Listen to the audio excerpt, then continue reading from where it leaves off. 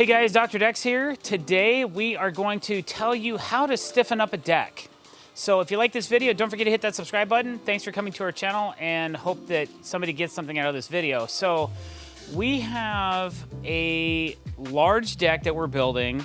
It has a 16-foot span from the house to the beam, and they're 2x12 joists. So they're very thick joists. As a matter of fact, we really can't get much thicker product unless we go to an engineered product, okay? So the problem with that is if you just run those joists to 16 feet, they're super wobbly. When you're trying to run your decking up there, none of the joists will be straight. There's gonna be all kinds of issues trying to keep the framing looking good, keeping it intact, and keeping straight lines.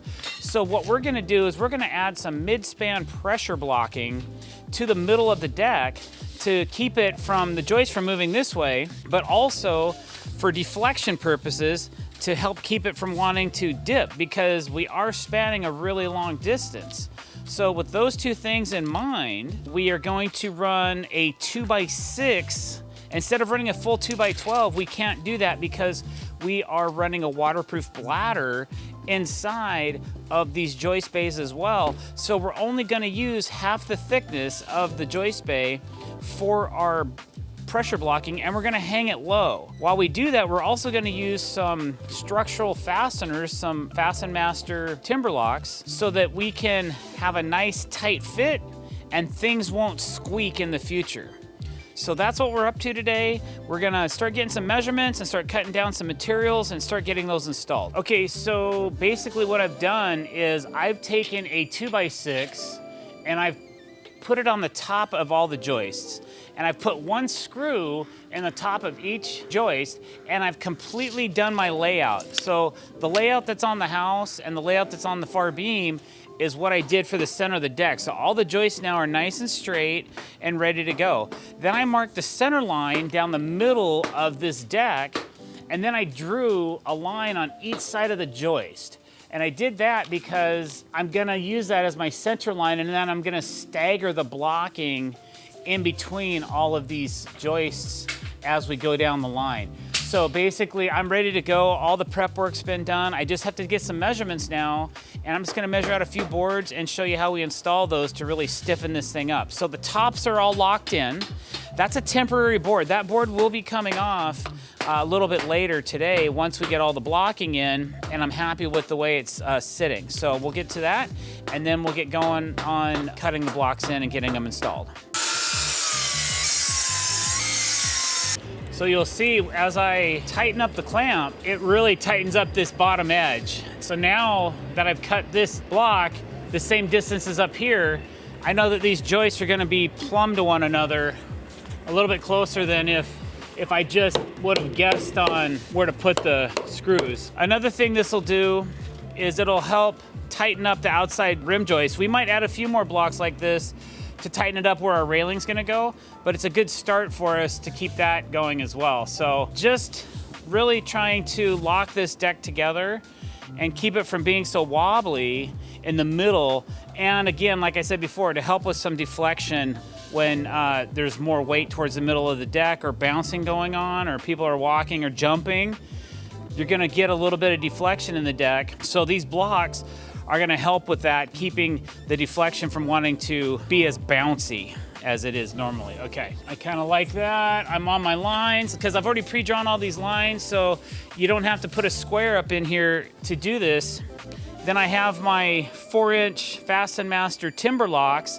So I'm using a 4-inch structural screw, 2 per side per block to install this, okay? Sometimes I'll use a shaved bit like this. If I'm trying to get the screw to countersink into the side of the board, the only place I really have to worry about that is on this very outside of this first outside rim joist. Because you can see it's just sticking out a little bit, and that might affect us when we go to put our fascia boards on. So we might have to come back and pre-drill these outside 2 screws. All right, so I got half that in. When you're putting in these blocks, we are putting softening underneath this as well. So we want to make sure that these blocks do not hang down. That would be bad. If they're hanging up a little bit, that's okay. But if they're hanging too far down, that's going to be an issue. So we just got to make sure that we're up high enough, and we are. All right, I can bust the clamp loose. That block's installed, and we just go to the next one. And we just keep doing that. We just keep installing these blocks all the way down the line, and then that will help stiffen our deck. Now, because these screws aren't buried, I'm not gonna put these blocks in the exact same line. I'm gonna stagger them right and left of the center line so that it makes it easier for installation. So this one's just gonna go over here like so. I'll go ahead and clamp. This one's very loose. Like I said before, you're gonna have a little bit different widths on the bottom of your joists than you would at the top of your joist because the bottoms aren't locked in. So that's a great example right there of why you might need a clamp or an additional hand to help you put these together. But a clamp like this Irwin Quick Grip, is really gonna help you keep these positioned properly. You can see I'm really out of square, so I just gotta knock the top. I might drop it a little. Okay, that side's ready to go. There's my line. I'm a little high.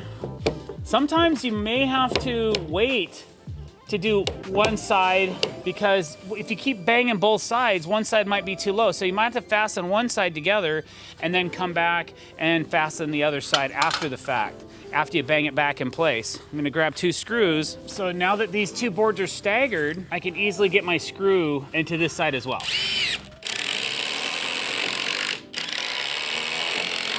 Okay, 2 down, 2 to go. I'm gonna go ahead and put my fasteners in this side. All right, that one's in. Let's do one more. This one's a little bit more snug, but it's still kind of loose compared to some of the other ones we've installed where they're nice and snug or tight. But that's not a bad fit. So I'm gonna go ahead and bring my clamp over, tighten it up, and I can see already that, like I was talking about earlier, this side of this board is really low. So if I try to bang it up, it might raise the other side a little too tall. It did not. Okay, I'm gonna go ahead and fasten this side first, and then I'll finish this side off over here. Okay, that side's done. That's nice and flat. 2 more screws and that block will be done. Like I said before, you really don't want these hanging down too far. And if you can't get it to go up, you might have to change your clamp. There we go. Now it's high enough where I know it's not hanging down too low. When you put all these lines and draw them in, it gives you an indicator of where to put the fasteners as well. All right, and we'll just keep doing that over and over and over again until we finish our entire line of blocks. And then that's going to really solidify the center of this deck. Then on top of that, we will be doing some internal V-bracing as well. We'll do that in a separate video, guys. So thanks for watching. If you like what you saw today, don't forget to hit that subscribe button and hit that bell icon to be notified when we're putting out new content. Thanks for watching and coming to our page. We really appreciate it. Have a great day.